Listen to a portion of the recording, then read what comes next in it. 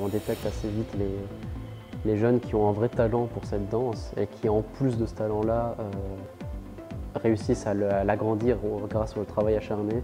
Donc ces jeunes-là, on va vraiment essayer de les pousser à fond et de leur permettre d'accomplir leurs rêves.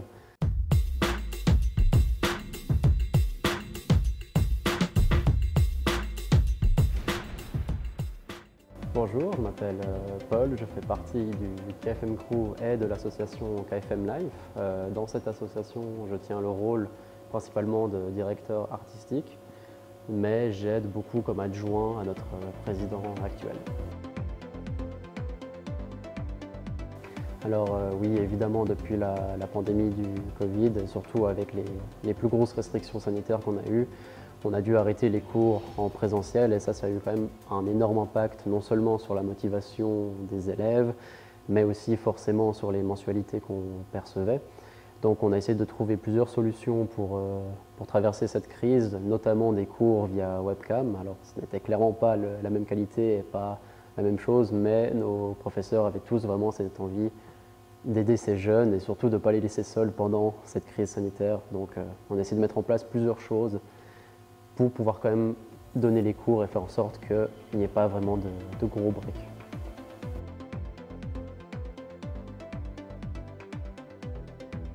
Alors oui, clairement, souvent je pense d'année en année, on détecte assez vite les jeunes qui ont un vrai talent pour cette danse et qui, en plus de ce talent-là, réussissent à l'agrandir grâce au travail acharné.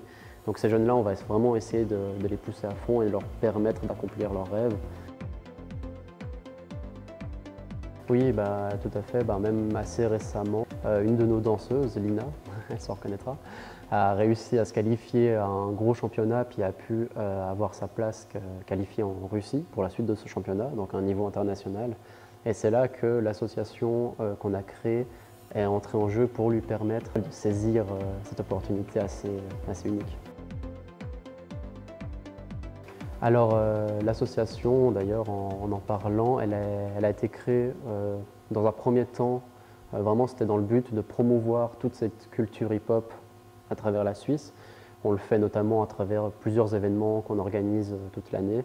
Mais en plus de ça, c'était vraiment pour essayer d'aider et de soutenir les jeunes de l'école même, comme par exemple Ina qui a pu aller en Russie. Donc l'association a vraiment ces deux grands buts de mise en avant, surtout de soutien des élèves, mais également de la promotion de notre culture et de notre art à travers toute la Suisse.